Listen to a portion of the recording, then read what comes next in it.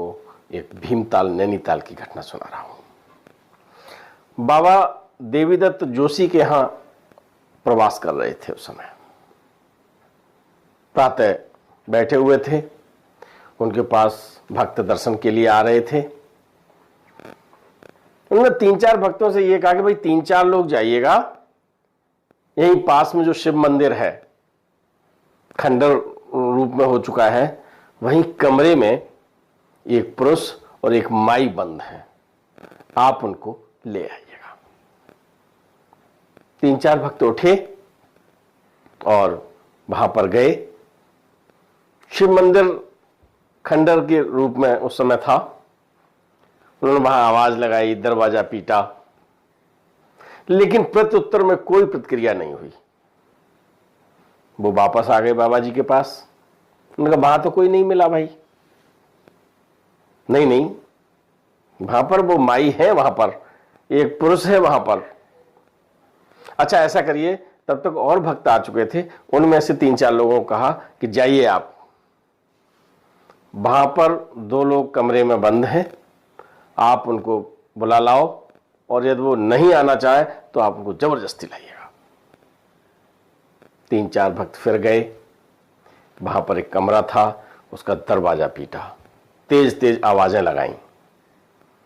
फिर उसमें से एक व्यक्ति ने दरवाजा खोला और टूटी फूटी हिंदी में बोला, भाई तुम क्यों परेशान कर रहे हो? उन्होंने कहा कि आपको नीम करोड़ी वाले बाबा बुला रहे हैं। उन्होंने कहा मुझे नहीं जाना कहीं, हम नहीं जाएंगे कहीं पर भी। भक्तों ने जब उनसे दृढ़तापूर्वक कहा, बलपूर्वक कहा, तो वो आने को तैयार हुए। बाबा के पास आए। बाबा ने कहा कि तुम क्या समझते हो कि तुम भूखे रहकर भगवान को डरा सकते हो? अपने प्रारब्ध के फल नहीं भोगना चाहते? कमरे में बंद रह के भूखे रहकर अगर आप प्राण त्याग दोगे तो भगवान डर जाएगा? उन्होंने कहा कि महाराज जी हम क्या करें? बोले कुछ मत करिएगा, आप सबसे पहले प्रसाद पाइएगा। पहले से पूरी सब्जी और व्यंजन मंगवा रखे थे, वो दिए उन दोनों को। लेकिन दंपत्ति ने खाने से इनकार कर दिया। बाबा ने कहा भोजन तो आपको लेना पड़ेगा, लीजिए भाई भोजन। भगवान से अगर विद्रोह करते हो तो इसका मतलब ये नहीं है कि आप भूखे रह के प्राण दे दें, भगवान डर जाएगा तो तुम्हारी बात मानेगा।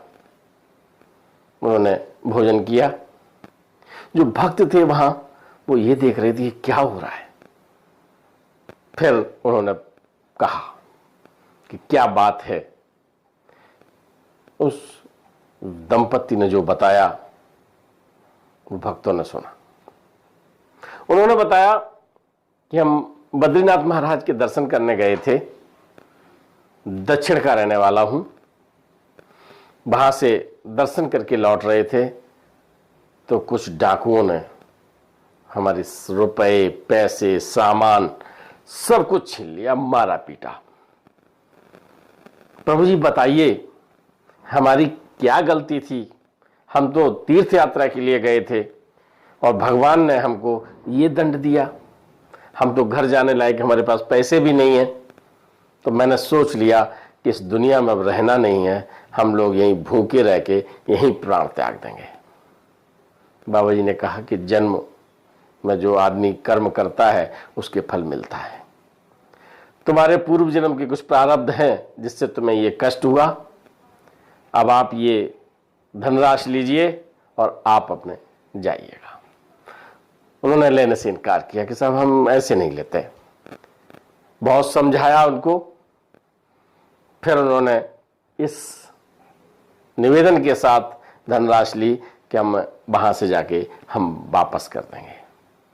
बाबा ने कहा ठीक है, तुम अपने घर सुरक्षित पहुंचो। और इस तरह से एक तरह से आप आत्महत्या करने जा रहे थे तो आत्महत्या नहीं करनी चाहिए। चाहे भगवान से रुष्ट हो जाओ तो उनसे अपना अधिकार पूर्वक कहिए बातचीत। आप पूरी तरह से जैसे घर में जिद करके कहते हैं वैसे करिए, आपकी बात भगवान सुनेगा। लेकिन आत्महत्या कोई रास्ता नहीं है। दंपत्ति अपने घर पर सकुशल पहुंच गए। ये कहानी आपको कैसी लगी? यदि आपको अच्छी लगी तो लाइक कीजिए, शेयर कीजिए। यदि आपने हमारे चैनल को अभी तक सब्सक्राइब नहीं किया है